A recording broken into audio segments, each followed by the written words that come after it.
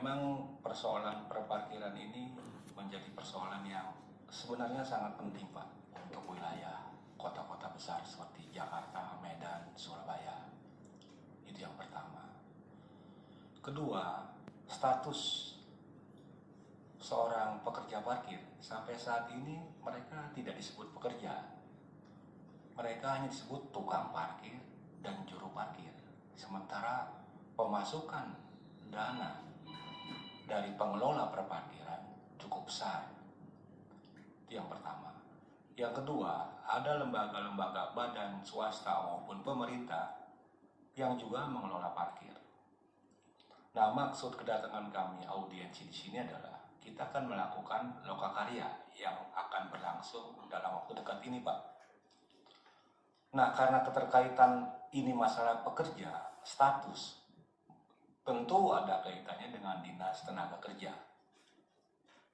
Status mereka alangkah baiknya dinaikkan menjadi pekerja, Pak.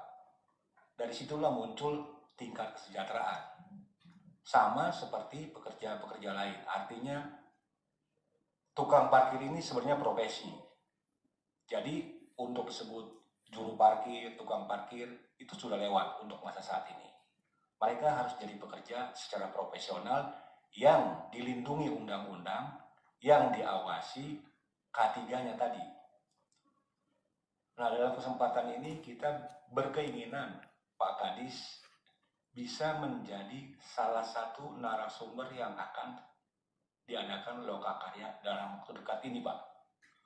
Artinya ada sumbangsi pikiran, ada beberapa narasumber yang intinya bagaimana seorang tukang parkir atau juru parkir ini naik statusnya menjadi pekerja sehingga dia dilindungi, Pak.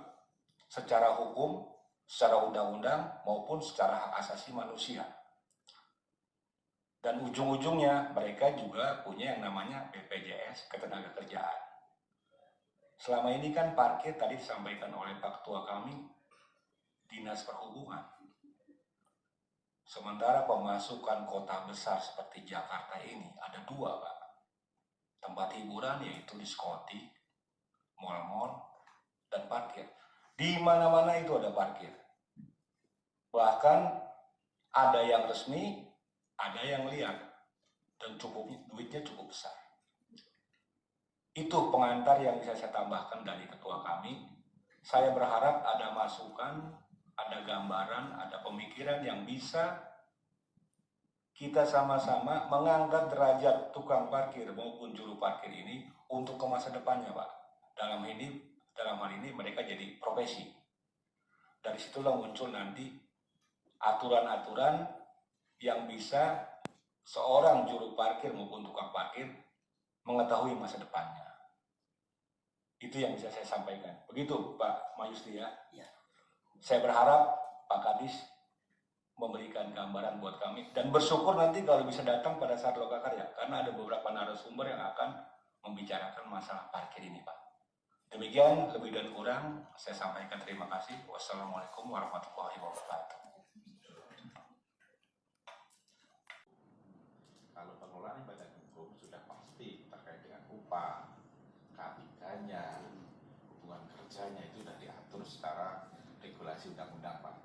Nah, mungkin tadi yang terkait dengan swasta yang disediakan tempat parkir, bahkan mungkin yang di jalan ya Pak, di ruko-ruko itu yang pakai baju biru itu sebenarnya kalau nggak salah juga itu ada mitra ya Pak. Nah, kemitraan ini dengan siapa? Itu yang mungkin akan harus digali lebih dalam sehingga polanya bagaimana, apakah setoran atau bagaimana sehingga kita bisa menyangkut keselamatannya karena mereka justru yang rentan ya Pak, rentan terjadi kecelakaan karena di ruko terus langsung berhadapan dengan jalan raya gitu ya, secara peralatan juga kurang memadai lah, itu yang mungkin perlu diperjelas Pak.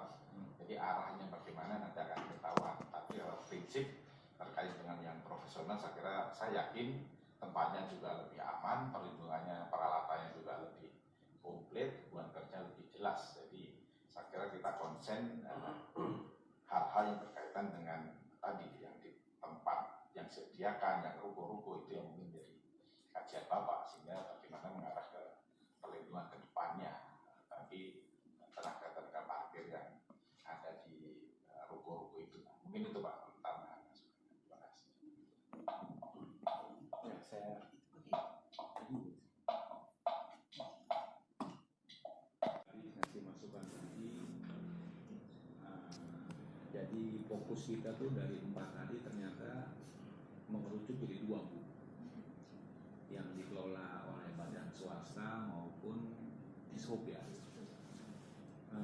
Cuma selama ini kendala yang terjadi di lapangan, kita nggak tahu ini berapa setoran parkir, berapa sih tiket parkir sebenarnya yang masuk ke pemerintah, dalam ini BP Perparkiran. Nah tadi saya menyampaikan, Pak Ketua kita juga menyampaikan bahwa harus ada lembaga pengawas ini, pengontrol. Nah kita nggak bisa ujuk-ujuk membuat lembaga pengawas perparkiran swasta maupun dishub.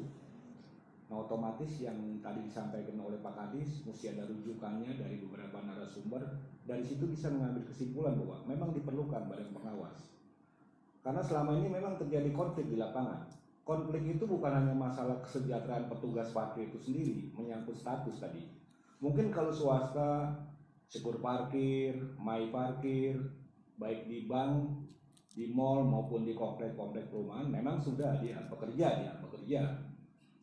BPJS-nya saya juga tidak tahu apa benar ada atau tidak, kita tidak tahu.